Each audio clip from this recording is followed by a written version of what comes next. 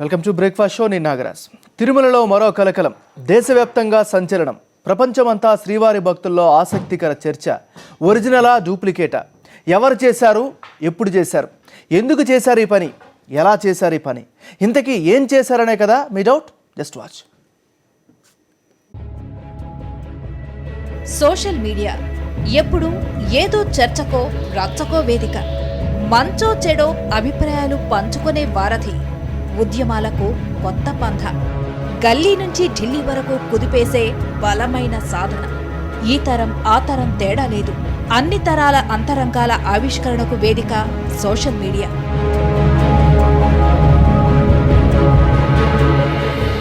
ఇప్పుడీ social media అఖిలాండకోటి బ్రహ్మాండ నాయకుడి మీద చర్చ మొదలుపెట్టింది. కోట్లాది భక్తుల కొంగు బంగారమైన ఏడుకొండలవాడి మీద డిబేట్ స్టార్ట్ చేసింది. దేశ విదేశాల్లో ఉన్న శ్రీవారి భక్తుల్లో ఆసక్తికరమైన వాదోపవాదాలకు వేదికైంది. సోషల్ మీడియాలో రాజుకున్న ఆ చర్చ రచ్చ అలాంటిది ఇలాంటిది కాదు. శ్రీవారి భక్తుల మనోభావాలకు సంబంధించిన అతి సున్నితమైనది. తిరుమలలో భద్రతను, పవిత్రతను ప్రశ్నించేది. గర్భగుడిలోని అర్చకుల నిబంధనలను నిలదీసేది. శ్రీవారిని దర్శించుకునే వీఐపీ, వీవీఐపీ భక్తులను శంకించేది.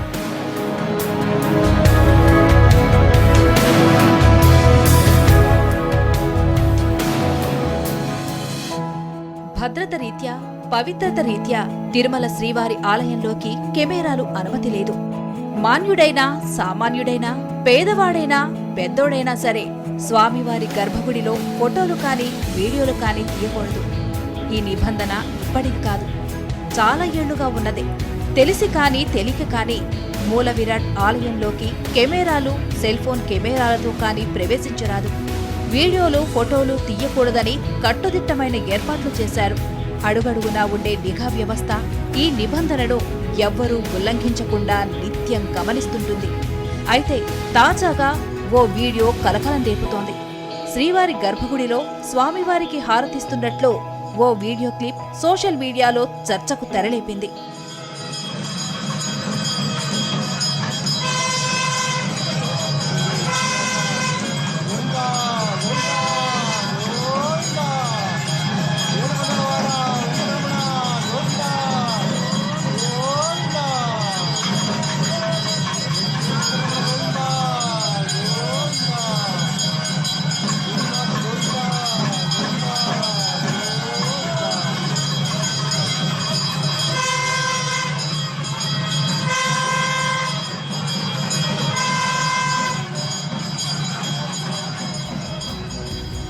అంత కట్టుదిట్టమైన భద్రత ఉండగా ఇదెలా సాధ్యమన్న ప్రశ్నలను ఆ వీడియో లేవదీస్తోంది. ఈ వీడియోను అర్చకులే తీశారని కొందరంటుంటే, లేదు వీఐపీ లేదా వీవీఐపీ భక్తుల పని అని మరికొందరు వాదిస్తున్నారు. అర్చకులు వీఐపీలు కాదు, అసలు అది తిరుమలలోని వీడియో కానే కాదు, అదంతా ఫేక్ వీడియో అని కొట్టిపారేస్తున్నారు మరికొందరు. అసలు ఇంతకీ ఇది ఏ వీడియో? ఒరిజినలా? చాలా మంది చెప్తున్నట్లు ఫేక్ వీడియోనా? జర్నల్ డెస్క్, సాక్షి న్యూస్, హైదరాబాద్. ఇవాళ చర్చలో పాల్గొనేందుకు మనతో పాటు సౌందర్యరాజని గారు, చిలుకూరు టెంపుల్ చైర్మన్ గారు వచ్చారు. సార్ నమస్కారం అండి. అదేవిధంగా శ్రీధరన్ ఆచార్య గారు కూడా మనతో పాటు చర్చలో పాల్గొన్నారు. సార్ మీకు కూడా స్వాగతం అండి.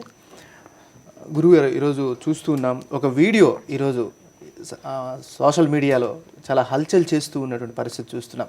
తిరుమలకి సంబంధించి ఎంతో పవిత్రంగా భావించి ఎంతోమంది కోట్లాది మంది భక్తుల ఒక రకమైన సెంటిమెంట్స్కి సంబంధించినటువంటి వ్యవహారం. అసలుకి ఇలాంటివి చూసినప్పుడు మీకు ఏమనిపిస్తుంది? అది రియలా లేదా అనే దానిపైన మీ అభిప్రాయం ఏంటి? అంటే ఇవాళ టాపిక్లో ఈ తిరుపతి క్షేత్రం మనకందరికీ ముఖ్యమైన క్షేత్రం. ప్రపంచంలో ఆయన ప్రత్యక్ష దేవుడు అని సామాన్య ప్రజలు అందరూ కూడా ఆల్ ఓవర్ ద వరల్డ్ నమ్ముతున్నారు. దాంట్లో ఏమాత్రం సంశయం లేదు. ఆయన ప్రత్యక్ష దేవుడు అనే దాంట్లో సంశయం లేనే లేదు. in spite of the maximum deterioration. కానీ ఇవాళ రోజు అన్ని రంగాల్లో అది పడిపోతుంది. దాని కొరకే ఈ చర్చ నడుస్తుంది. The totality of the issue ఈ ఆరతి విషయమే కాకుండా, ఆరతి విషయం ఈజ్ ఓన్లీ అన్ ఎగ్జాంపుల్. అది పడిపోవటానికి ఎంతవరకు ఎవరెవరు కారణం అవన్నీ వస్తాయి. ఇది అన్ని ఛానళ్ళల్లో కూడా డిస్కస్ చేస్తున్నారు. దీంతోపాటు ఈ వ్యాపారీకరణ, ఈ అపవిత్రత, తిరుపతి క్షేత్రంలో ఒక ఆధ్యాత్మిక వాతావరణం లేకుండా పోవటం, ఆ దేవాలయం ఒక ఆదర్శంగా ఉంటుంది, ఆదర్శంగా ఉండింది, ఇప్పుడు కూడా ఆదర్శంగా ఉండాలి అనేది మనం చూస్తున్నాం. ఒకసారి ఆచార్య గారి దగ్గరికి వెళ్తాం. శ్రీధరన్ గారు, ఈరోజు చూస్తున్నారు మీరు వీడియో. ఈరోజు ఎస్పెషల్లీ ఏదైనా సంప్రదాయాలు కావచ్చు, ఒక ఆచార వ్యవహారాలు కావచ్చు, భావితరాలకి ఖచ్చితంగా ఒక మంచి నిర్దేశకాలుగా ఉండాలి. ఇప్పుడున్న యూత్ అంతా కూడా సోషల్ మీడియా పైన చాలా ఎక్కువగా ఆధారపడుతుంది. సో సోషల్ మీడియాలో ఈరోజు ఈ చర్చ జరుగుతూ ఉంది. ఇలా గర్భగుడిలో స్వామివారికి ఆరాధిస్తున్నటువంటి ఒరిజినల్ వీడియో అని దాని సందేశం. నిజంగా మీరు చూస్తుంటే అది ఒరిజినల్ అనుకుంటారా, డూప్లికేట్ అనుకుంటారా? తిరుమలలో ఉండే దేవాలయం మాదిరిగానే అలిపిరిలో ఒక దేవాలయం కట్టి దానిలో ఈ దేవాలయ సంబంధించిన ఉత్సవాలన్నీ కూడా అందరికీ సులభంగా ఉండాలని చేసినట్టుగా ఒక ప్రతీది ఉంది. మరి అక్కడదా లేకుంటే వేరే ఎక్కడైనా దాన్ని మామూలుగా ఒక చిన్న గర్భగుడిలాగా ఏర్పాటు చేసి తీసి, ఒకటి స్వామివారి యొక్క ఆ మహాత్యాన్ని తెలియడానికి ఒక ప్రయత్నమా, లేకుంటే ఈ దేవాలయాలను మొత్తం భ్రష్టు పట్టించి వెస్ట్రన్ కల్చర్ని చొప్పించాలనేటువంటి ఒక కుయుక్తి, అది అర్థం కావట్లేదు. It should be investigated.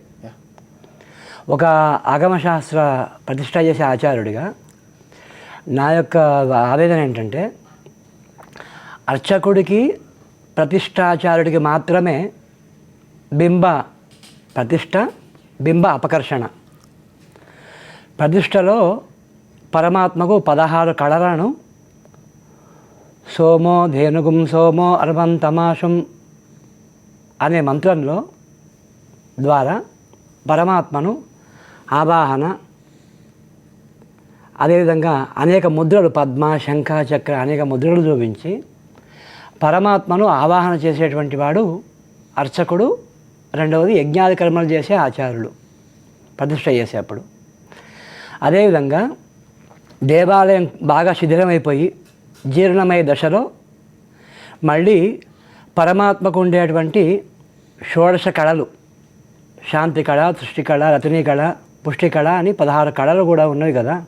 ఎందుకంటే చంద్రమా మనసో జాతః, పరమాత్మ యొక్క మనస్సు చంద్రుడు కనుక ఆ మనస్సును, ఆ పరమాత్మకు ఉండే 16 కళలను ఒక రాగి బిందెలోకి ఆవాహన చేయడం కానీ అపకర్షణ చేయడం కానీ అర్చకుడు తప్ప మరొక్కడు, ఇంకా వీళ్ళు యజ్ఞాది కర్మలు చేసే ఆచారాలు తప్ప వేరొకళ్ళు కూడా ఆ బింబాన్ని అపకర్షణ చేయడమో లేకుంటే ఆవాహన చేయడమో వాళ్ళకు ఇచ్చినటువంటి అధికారం లేదు. ఒక్క నిమిషం, ఒకసారి సౌందరరాజన్ గారు. కనుక ఒక్క నిమిషం, కనుక ఈ అర్చకుడికి వీళ్ళకు తప్ప పరమాత్మ బింబాన్ని ఆ విధంగా దొంగతనం చేసే అధికారం ఎవరికి లేదు కనుక మన వాళ్ళు అనాదిగా మూలవారి యొక్క ఫోటోను తీయకూడదని ఒక సదాచారంగా దాన్ని నియమాన్ని పెట్టినారు. కనుక దయచేసి ఆ నియమాన్ని ఉల్లంఘించకూడదు. ఆ గొప్పతనాన్ని గౌరవించే, విశ్వాసించే ఈరోజు ఆ వీడియోని చూసి అందరం కూడా అవాక్ అవుతున్నారు, ఆవేదన వ్యక్తం చేస్తున్నారు.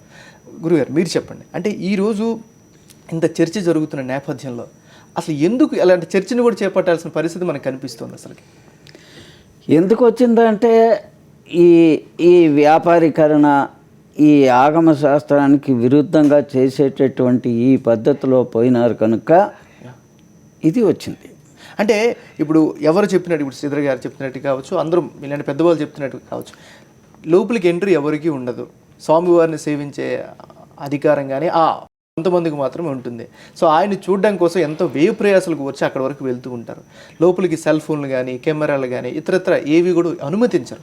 అయినప్పటికీ కూడా ఇది మంచిదా చెడుదా ఒరిజినలా డూప్లికేట్ అయిన దాంతో పాటుగా ఇలాంటివి చేసే అవకాశం ఎట్లా కలుగుతుంది? మీరు చెప్పే మాట ఏమిటంటే the very idea is bad. Yes, the very idea is bad. అది డూప్లికేటా ఒరిజినలా అనేది పక్కన పెట్టండి. ఇది ఎక్కడి నుంచి వచ్చింది? ఆ కింద అదే మాదిరిగా దేవాలయం మేము సృష్టిస్తున్నాం, everything we are showing to the people అనే కాన్సెప్ట్ని పెట్టి చేశారు కదా, అక్కడి నుంచి వచ్చింది. తర్వాత ఉదాహరణకు ఈ కళ్యాణోత్సవం జరుగుతుందండి. కళ్యాణోత్సవాన్ని అక్కడక్కడ మీ దగ్గరికి వచ్చి కళ్యాణోత్సవం చేస్తామంటున్నారు. ఆ కళ్యాణోత్సవం చేసే కార్యక్రమం మొత్తం కూడా ఇట్స్ నథింగ్ బట్ కమర్షియల్. కేవలం డబ్బు సంపాదించడానికి కొరకే చేస్తున్నారు. కానీ అది కూడా సరిగ్గా చేస్తున్నారా? ఉదాహరణకు శ్రీకాకుళంలో పాపం చాలా పవిత్రతో చాలా ఉత్సాహంతో ఆ విలేజ్ వాళ్ళందరూ కూడా కలిసి డబ్బు పోగు చేసి డేట్ అంతా కూడా అనౌన్స్ చేశారు. చేసిన తర్వాత ఏమైందంటే సడన్గా ఎలక్షన్ కోడ్ వచ్చింది. Therefore it is cancelled now, అది రద్దు చేసాం అన్నారు. వాళ్ళు చెప్తే ఈవో టీటీడీ వాళ్ళు చెప్తే నేను ఇంటర్ఫేర్ అయ్యాను.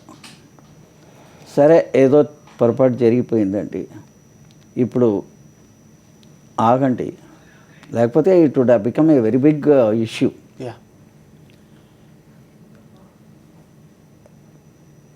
వాళ్ళు నాకు ప్రామిస్ చేశారండి, ఎలక్షన్ అయిపోయిన తర్వాత తప్పకుండా ఈ ఉత్సవం అక్కడ జరిపిస్తామని చెప్పారు. ఇంతవరకు ఇవాళటి వరకు జరగలేదండి. దీనికి ఎవరు కారణం? ఎలక్షన్ కోడ్కు భగవంతుని కళ్యాణోత్సవానికి ఏమైనా సంబంధం ఉందా? ఏమైనా సంబంధం ఉందా అని అడిగితే వాళ్ళు ఏమన్నారంటే కాదండి, అవన్నీ వస్తారు, ఎమ్మెల్యే వస్తాడు, ఇంకోడు వస్తాడు. అక్కడికి పెద్ద ఈయన పెట్టాలన్నా, ఈయనకు మర్యాద ఇవ్వాలన్నా, ఆయనకు మర్యాద ఇవ్వాలన్నా అని చెప్పి మాకు ప్రాబ్లమ్స్ వస్తాయి. ఆ ప్రాబ్లం వల్ల కళ్యాణాన్ని క్యాన్సిల్ చేస్తారు. కళ్యాణాన్ని ఎలక్షన్ కోడ్ వ్యాజం పెట్టి చేశారు. ఓకే, సౌందరరాజన్ గారు మరొక చర్చలో కొనసాగిద్దాం. అందుకంటే ముందు ఒక చిన్న బ్రేక్ తీసుకుందాం. Welcome back. ఇక భద్రత రీత్యా, పవిత్రత రీత్యా తిరుమలకి ప్రపంచంలోనే చాలా విశిష్టమైనటువంటి స్థానం ఉంది. అది కులమతాలకు అతీతంగా, ఈవెన్ జాతులకు అతీతంగా అందరూ కూడా వచ్చి దర్శనం చేసుకునేటువంటి పరిస్థితి కనిపిస్తుంది. కేవలం ఒక్క క్షణం విగ్రహమూర్తిని చూస్తే చాలు, జీవితంలో మరి ఇంకేం అవసరం లేదని ఫీలింగ్తో ఉన్న వాళ్ళు కూడా చాలామంది ఉన్నారు. అలాంటి సందర్భాల్లో ఇలాంటి వీడియోస్ కావచ్చు, లేకపోతే అనేకమైనటువంటి ఇబ్బందికర పరిస్థితుల్ని మనం ఏ విధంగా చూస్తున్నారు మీరు? మనకు ఈ ధనుర్మాసంలో ఈ తిరుపాల సందర్భంగా ఒక మంచి పాశురం ఉంది మనకు నమ్మాళ్ళవాడి దాంట్లో. ముడిచ్చోదియాయి ఉనదు ముహచ్చోది మనం దదువో అనే భాషలో నమ్మాళ్ళవాడు చెప్తాడు, ఓ స్వామి, నవరత్నాలు ఇత్యాదులతో బంగారుతో చేసినటువంటి దగద్దగాయమానంగా ఉండేటువంటి ముడి అంటే కిరీటం. ప్రాకృతికమైనటువంటి ఆ కిరీటం యొక్క కాంతి కాస్త కిందికి జారబడి మీ తురుముఖ మండలం మెరుస్తోందా, లేదు దివ్యమైనటువంటి భారూపహ అని చెప్తుంది మన శాస్త్రం. అటువంటి కాంతి కాస్త పైకి వెళ్ళి ప్రాకృతికమైన బంగారం ఈ రాళ్ళని మెరుస్తూ ఉన్నాయా, అదేవిధంగా ఆ కాంతి కాస్త కిందికి జారి మీ హృదయ వక్షస్థలం మెరుస్తోందా, శంఖం మెరుస్తోందా, చక్రమా, అది మళ్ళీ కిందికి వెళ్ళి అడి అంటే శ్రీపాదములు, శరణాగతి చేసేందుకు శ్రీపాదాలు మనకు ఉపాయం. అటువంటి శ్రీపాదాలు మెరుస్తున్నాయని పరమాత్మ యొక్క కాంతిని వర్ణించేటువంటి పాఠశాలలో నమ్మాళ్ళవారు చాలా బాగా వర్ణిస్తారు. అటువంటి కాంతివంతమైనటువంటి పరమాత్మ, కొన్ని వేల కోట్ల సూర్యుల వంతటి ప్రకాశవంతమైన పరమాత్మ ఏ విధంగా ఉండాలని చూసేటువంటి ఆర్తితో సోషల్ మీడియాలో అందరూ చూస్తానికి సంతోషపడతారు.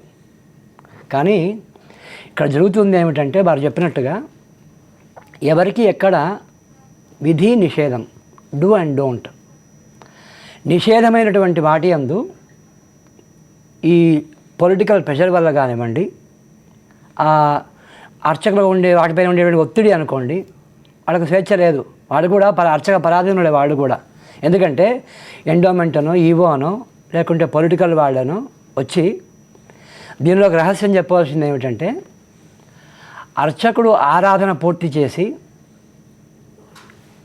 ఆరతి అప్పుడు పరదా తీసే వరకు ఏకాంతంగా పరమాత్మకు వీళ్ళు భూతశుద్ధి అని, భూతన్యాసం అని, తర్వాత తత్వన్యాసం అని అనేక అంగన్యాస కరన్యాసాలతో ఈ అర్చకుడు పరమాత్మను ఉపాసన పరదా వేసిన లోపల ఒక గర్భగుడిలో మనకు లోపల డోమ్ లాగా మొత్తం ఉంటుంది. దాని మీద అర్చకుడు తంత్రశాస్త్రం తంత్రాయతే తంత్రం, అర్చకుడితో పాటుగా ఆ అర్చకుడి ద్వారా భక్తులను కాపాడేటువంటి ఆగమ తంత్రం ఇది, ఒక క్రియ. దానివల్ల వచ్చేటువంటి దివ్యమైన శక్తి ఉంటుంది కదా, ఆ శక్తి అందరికీ భక్తుల యొక్క గోత్రనామాలతో గుళ్ళలో అర్చన చేస్తే వాళ్ళకు రావడం కోసమని చేసేటువంటి ఒక ప్రక్రియ. ఓకే, ఆ ప్రక్రియను దానికి ఉండే శాంక్టిటీ దృష్ట్యా అనాదిగా మనకు అయితే ఒకటండి ఆచార్య గారు, మీరు చెప్తున్నవన్నీ నిజమే. అంత పవిత్రత ఉంది కాబట్టే ఇప్పుడు అందరూ బాధపడుతున్నారు. ఆ పవిత్రతకు భంగం కలిగేటటువంటి పనులు చూస్తున్నాము, జరుగుతూ ఉన్నాయి. ఇది ఎలా జరిగింది, ఎలా అడ్డుకట్టి వేయాలనేది అంటే చర్చ. అతను చేసేటువంటి ఫోటో తీసుకున్నాడు, అది ఇక్కడదో కావచ్చు. అయితే దానికి ప్రాముఖ్యం రావాలంటే ఏం చేయాలి? టీటీడీ పేరు తగిలించాలి. Because it is also kind of marketing. ఇందాక మీరు చెప్పారు కదా, ప్రతి దేవాలయంలో ఒక దేవాలయం ఉంది. ఆ దేవాలయంలోనేమో దేవుడికి ధూపదీప నైవేద్యానికి ఎవడేం పట్టించుకోడు, దేవుడి భూమిని అమ్ముకుంటారు, ఆక్రమించుకుంటారు, అర్చకుడిని పూజ చేయనివ్వరు, పూజ చేసే అర్చకుడికి వాళ్ళు ఏమీ అనుగ్రహించరు. ఇవన్నీ పాయింట్ చెప్తున్నారు. ఆ పాయింట్ మీద ఎన్నో సంవత్సరాలుగా ఈయన పోరాటం చేస్తున్నారు, ఒంటరి పోరాటమే చేస్తున్నారు ఒక విధంగా మనం చెప్పుకోవచ్చు. సార్, మరి ఇప్పుడు వ్యాపారాత్మక ధోరణి వల్లనే ఇన్ని కార్యక్రమాలకి ఇబ్బంది వస్తుంది అనేటువంటి వాదన కూడా తలెత్తుతుంది. దీని పట్ల మీ కామెంట్ ఏంటి? ఈ వ్యాపారీకరణ ధోరణి రావటానికి కారణం తిరుమలనే. మేమిప్పుడు తిరుమలని ఎందుకు చూపిస్తున్నాం అంటే, తిరుమల ఆదర్శంగా ఉండవలసిన దేవాలయం ఎంత దారుణం చేశారు అంటే 1987లో ఒక చట్టాన్ని తీసుకొచ్చారండి. చెల్లాకొండయ్య కమిషన్ ఏర్పాటు చేసి ఆ చట్టాన్ని తీసుకొచ్చారు. వాళ్ళ దృష్టి మొత్తం ఇప్పుడు వారు చెప్పినట్టు ఈ మిరాసి అర్చకుల్ని తీయటానికి కొరకు. వాళ్ళు తప్పులు చేశారు, లేదని కాదు, కానీ వాళ్ళు సాధ్యమైనంత వరకు పవిత్రత మెయింటైన్ చేసుకుంటూ చేశారు. వాళ్ళను రీఫార్మ్ చేయటానికి ప్రయత్నించే బదులు దాన్ని కంప్లీట్గా అబాలిష్ చేశారు. జిఏఆర్ అని ఒక పర్టికులర్ సంస్థ ఉంది, దాంట్లో రామానుజుల వారు ఏర్పాటు చేశారు. ఆగమానికి విరుద్ధంగా ఏది నడవకూడదు అని చూసడానికి దాన్ని అబాలిష్ చేశారు. ఇవన్నీ చేస్తే సరే తిరుమల వరకు చేశారని కాదు, తిరుమల వరకు చేయలేదండి.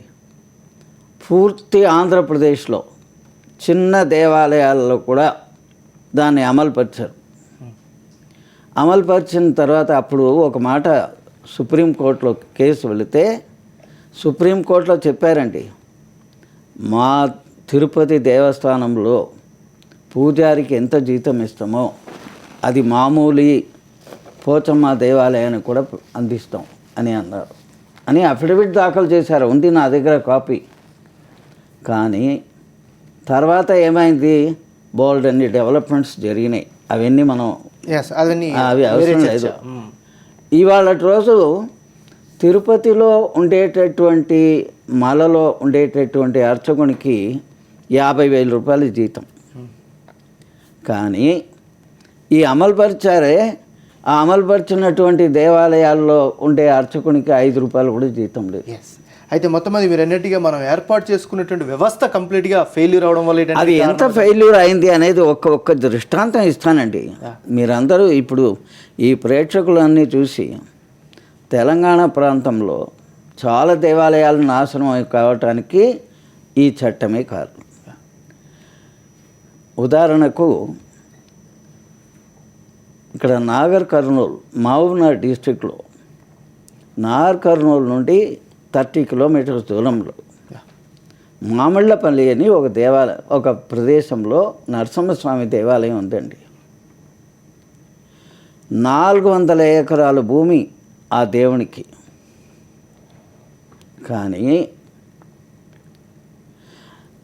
ఇవాళ రోజు ధనుర్మాసంలో ఆయనకు ఒక 1/4 కిలో పొంగల్ పెట్టడానికి కూడా సామాగ్రి పెట్టడానికి లేదు.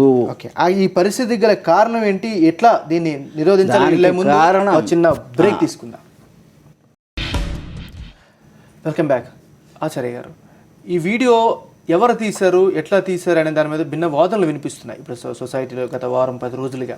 ఇది అర్చకులే తీశారని కొంతమంది అంటుంటే, కొంతమంది లేదు సెలబ్రిటీల వల్ల అయ్యింది, ఇలాగా ఎవరైతే పొలిటీషియన్స్ ఇలాంటి వాళ్ళు వస్తుంటారో వాళ్ళ వల్ల అయ్యింది, ఇట్లా చెప్తున్నారు. సో అసలు అలాంటి ఆస్కారాలు ఏమైనా ఉన్నాయనుకుంటావచ్చా మనం?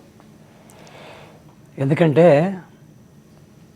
అర్చకుడిని ఎంతసేపు పూజ చేయాలన్నా, గర్భగుడిలో ఆరాధన చేస్తుంటే కూడా ఎవరైనా ముఖ్యస్తులు వస్తే పరదా తీసి వెంటనే అర్చన చేయమంటారు, వెంటనే ఆరతి ఇవ్వమంటారు. అలాంటి ఒత్తిళ్లు తప్పకుండా ఉంటాయి. ఎందుకంటే ఈవేళ because of political influence upon temples, their properties have been robbed, looted like something. అదే కాకుండా గుళ్ళలో మొత్తం అసలు చెప్పాలంటే ఎండోమెంట్ యాక్ట్ ఇమీడియట్లీ తీసే విధంగా సెంట్రల్ గవర్నమెంట్ ఒక చట్టాన్ని చేయాలి. చేసేసి దేవాలయం యొక్క భూములు, వాడు అర్చకుడు కానివ్వండి, ఎమ్మెల్యే ఎంపీ కానివ్వండి, ఎవడు ఆక్రమించుకున్నా కూడా వెంటనే అవన్నీ రివోక్ చేయాలి. ఒకటి ఇప్పుడు మనకు టైం లేదు, మనకు ఉండే టైం ఒక 5-6 నిమిషాలే ఉన్నాయి. ఇంకా ఇవాళ రోజు జగన్మోహన్ రెడ్డి గారు పుట్టినరోజు, ఆయనకు శుభాకాంక్షలు అందించుకుంటూ ఆయన తండ్రి గారిని మనం జ్ఞాపకం చేయాలి. ఆయన చట్టాన్ని సవరించాలండి. ఆయన క్రిస్టియన్ అనే ఆయనకు ఒక ముద్ర వేశారు. అవన్నీ ఇడిచిపెట్టండి. నేను అది ఆ మామిళ్ళపల్లి విషయం చెప్పాను కదా, అది ఒక్క దృష్టాంతం తీసుకోండి. ఆ మామిళ్ళపల్లిలో 5 ఫ్యామిలీస్ ఉండేందండి. వాళ్ళందరూ అర్చకత్వం చాలా బ్రహ్మాండంగా చేసుకుంటూ వచ్చారు. వాళ్ళందరినీ ఎల్లగొట్టారు ఆ చట్టాన్ని పెట్టుకొని. మైదానం చేశారు. ఇప్పుడు అర్చకుడు లేడు ఆ దేవాలయంలో. అర్థమైందా? దీనికి కారణం ఎవరు? ఈ తిరుపతి కారణం. కానీ ప్రతి ఒక్కరు తిరుపతిని గొప్పగా చెప్తుంటారు, మీరు చెప్తే చాలా గొప్పగా అంటే అక్కడ నేను చెప్పేది ఇదే కదా. ఇప్పుడు దీన్ని ఈ ప్రస్తుతం ఈఓటీటీడీ సాంబశివరావు గారు, ఆయన చాలా మంచివారు, నిజాయితీపరుడు. ఆయన తప్పకుండా రీఫార్మ్ చేస్తాడని నేను అనుకుంటున్నాను. ఆయనతో నాకు అనుభవం ఉంది. కానీ ఆ దేవాలయం ఊరికే నేను మొన్న పోయి వస్తే ఆ దేవుని ఎదురుగా నిలబడ్డానండి. ఆయన ఎంత శక్తివాడంటే నాకు శక్తి ఇచ్చాడు.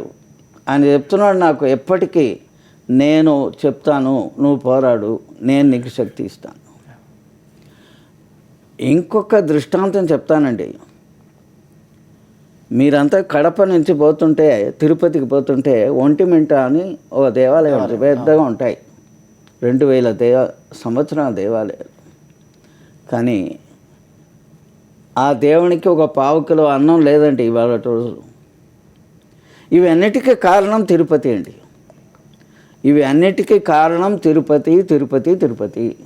మరి ఏం జరగాలంటారండి ఇలాంటివన్నీ? ఏం చేయాలి? అందుకొరకే తిరుపతిలో వాతావరణం మారాలి, ఆధ్యాత్మిక వాతావరణం తీసుకురావాలి, ఇటువంటి కమర్షియల్ యాక్టివిటీ పోవాలి, అక్కడ ఉండే మఠాలలో ఒక ఆధ్యాత్మిక వాతావరణం ఉండాలి. అందరూ చెడిపోయారండి.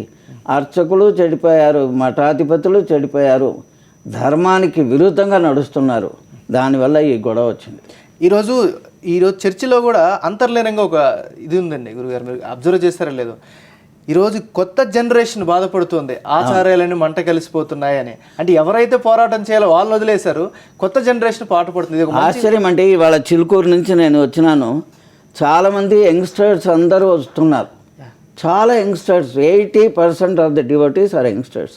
అక్కడ మైక్లో అనౌన్స్ చేశాను, ఈ వ్యాపారీకరణకు అగెన్స్ట్గా నేను మీకు ఉండి ఉండదు, డబ్బులు ఏం తీసుకుని లేదు. ఎలా మెయింటైన్ చేస్తారు కూడా ఎలా మెయింటైన్ చేస్తున్నారు అదే అక్కడ అక్కడ అది పెద్ద ఆశ్చర్యకరం. మేము డైలీ పూజా ఫండ్ అని పెడితే రాజశేఖర రెడ్డి గారు ఆయన్నే ప్రారంభించారు.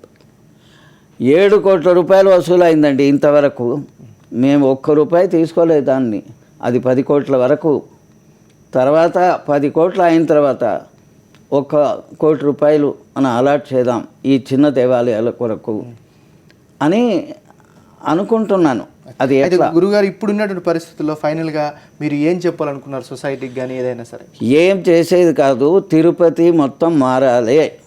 ఇప్పుడు ఈ యొక్క హారతి విషయంని తీసుకొని మొత్తం ప్రక్షాళన కావాలి. ఆగమానికి విరుద్ధంగా ఏది నడిచినా దాన్ని అపోజ్ చేయాలి. ఆయన ఈఓటీటీడీ సాంబశివరావు గారు ఉన్నారు కదా, చాలా నిజాయితీపరుడు. We will give all our energy and strength support to him.